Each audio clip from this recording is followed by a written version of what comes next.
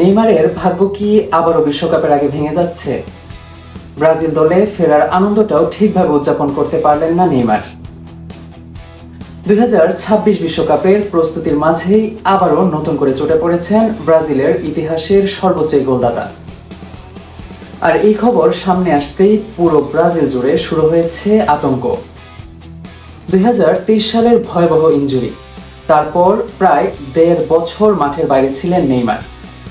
অনেকে তখন ধরে নিয়েছিল জাতীয় দলে হয়তো আর আগের সেই নেইমারকে দেখা যাবে না, কিন্তু ঠিক তখনই নতুন কোচ আনচেলত্তি তাকে আবারও দলে ডাকলেন। আর নেইমারের নাম ঘোষণার মুহূর্তেই যেন ব্রাজিল ফুটবলে নেমে আসে উৎসবের আমেজ। কিন্তু আনন্দটা বেশিক্ষণ টিকল না।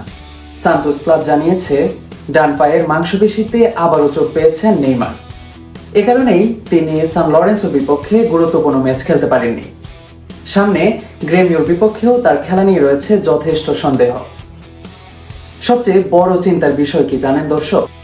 বিশ্বকাপের আগে ব্রাজিল দলের প্রথম প্রস্তুতি ক্যাম্প শুরু হচ্ছে খুব শিগগিরই।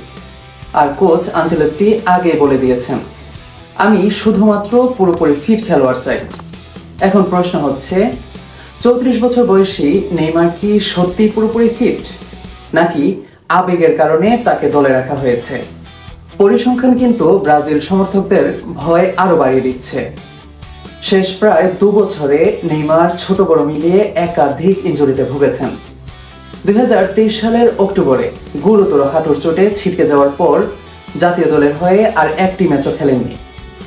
তবুও জাতীয় দলের হয়ে তার রেকর্ড অবিশ্বাস্য, 128 ম্যাচে 79 গোল। অর্থাৎ ব্রাজিলের ইতিহাসে সর্বোচ্চ গোলদাতা এখন তিনি। এ কারণেই আনচেলত্তি হয়তো শেষবারের মতো নেইমারের অভিজ্ঞতার উপর ভরসা করতে চাইছেন। কারণ বড় ম্যাচে নেইমার শুধু একজন ফুটবলার নন, তিনি পুরো ব্রাজিল দলের আত্মবিশ্বাস। তবে বাস্তবতাও কঠিন। ব্রাজিল কোচিং স্টাফ এখন সবচেয়ে বেশি চিন্তায় আছে 31 মে মারাকানায় পানামার বিপক্ষে প্রীতি ম্যাচ নিয়ে। কারণ ওই ম্যাচেই হয়তো বোঝা যাবে নেইমার সত্যি বিশ্বকাপের জন্য প্রস্তুত কিনা, নাকি আবারও ইনজুরি তার স্বপ্ন ভেঙে দিতে চলেছে। এই মুহূর্তে সান্তোসের রেড পেলে ট্রেনিং সেন্টারে ব্যক্তিগত ডাক্তারের সঙ্গে আলাদা রিহ্যাব করছেন নেইমার। ক্লাবের মেডিকেল প্রধান অবশ্য বলেছেন চোট গুরুতর নয়, কিন্তু ফুটবল ভক্তরা জানে নেইমারের ক্ষেত্রে ছোট চোট শব্দটাই এখন সবচেয়ে বেশি ভয়ঙ্কর। কারণ ইতিহাস বলছে বিশ্বকাপ এলেই যেন ইনজুরি তার সবচেয়ে বড় শত্রু হয়ে দাঁড়ায়।